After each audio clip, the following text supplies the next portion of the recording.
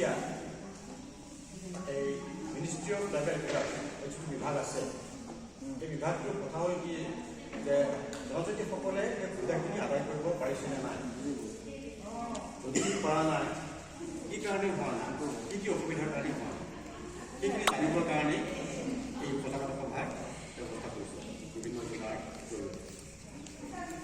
এই অনুষ্ঠান হৈছে দাসবোৱা অৰ্থাৎ ধৰতী আৱাজ জনজাতীয় গ্ৰাম উৎকৰ্ষ অভিযান সজাগতা সভা। বিভিন্ন বিভাগৰ যোগেদি যিবিলাক সা সুবিধা আগবঢ়াইছে তাৰ ভিতৰতে মই এতিয়া শিক্ষা বিভাগৰ বিষয়ে একাষাৰ কওঁ। শিক্ষা বিভাগত আজিকালি কি হৈছে, পঢ়া শুনাত কোনো কাৰণে যথেষ্ট টকা পইচা দৰকাৰ হয়, সকলোৱে সেই টকা পইচা বহন কৰিব নোৱাৰে। তাৰ বাবে চৰকাৰে সাহায্য আগবঢ়ায় অৰ্থাৎ স্কলাৰশ্বিপৰ যোগেদি। আপোনালোকে সকলোৱে জানে যে প্ৰি মেট্ৰিক আৰু পষ্ট মেট্ৰিক সেইটো সকলোৱে গম পায়, কিন্তু তাৰ বাহিৰেও আৰু যে ব্যৱস্থা আছে সেইটো সকলোৱে গম পোৱা নাই।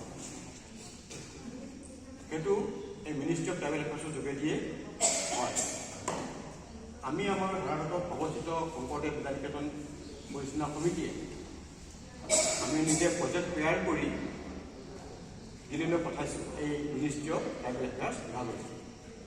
বৰ্তমান প্ৰচেচিং হৈ আছে আৰু এই প্ৰজেক্টটোৰ উদ্দেশ্যটো ক্লাছ 1ৰ পৰা ক্লাছ 10লৈকে হাইস্কুলত, আৰু যদি হায়াৰ ছেকেণ্ডেৰী হয় ক্লাছ 12লৈকে যিখিনি ট্ৰাইবেল ষ্টুডেণ্ট, যিকোনো ট্ৰাইবেল, এই কাৰ্বি, তিৱা বা ডিমাচা, বড়ো যি হওক যিকোনো ট্ৰাইবেল, সেই ছাত্ৰ ছাত্ৰীখিনিয়ে ফ্ৰীকৈ পঢ়িব পাৰিব।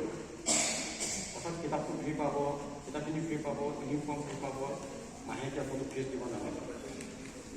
আমি যোৱা বছৰো কৰিছিলোঁ, কিন্তু